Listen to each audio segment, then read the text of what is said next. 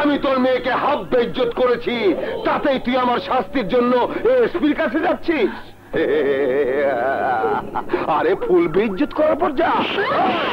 দোহাই লাগে, তোমরা আমার মেয়েকে ছেড়ে দাও। বাসা, ওকে ছেড়ে দে বলছি। ছেড়ে দেবে?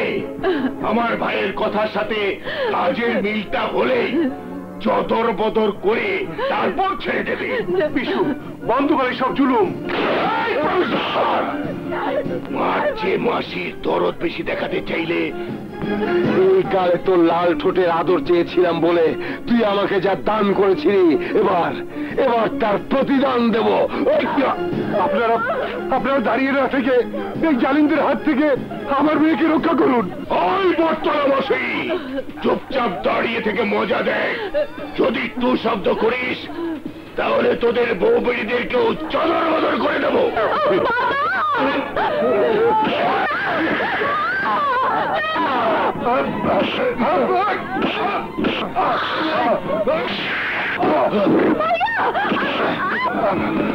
আসুন ভাই, আসুন, এই জালিমদের গ্রেফতার করুন। ওরে বাবা, চুপ করে দাঁড়িয়ে থাকবেন না, সবাই মিলে আমার মেয়েটাকে রক্ষা করুন, রক্ষা করুন। মাফ করবেন, আপনার মেয়ের জন্য আমরা আমাদের মেয়ের সর্বনাশ করতে পারবো না। তাহলে নির্লজ্জের মতো এখানে দাঁড়িয়ে থাকার দরকার নেই, যান এখান থেকে, চলে যান। না, কেউ যাবে না, সবাই সিনেমা দেখবে, সিনেমা, চদর বদর সিনেমা।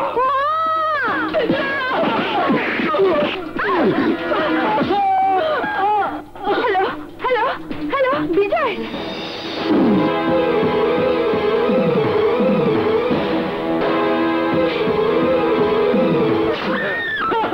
দেখ, আরো করে দেখ।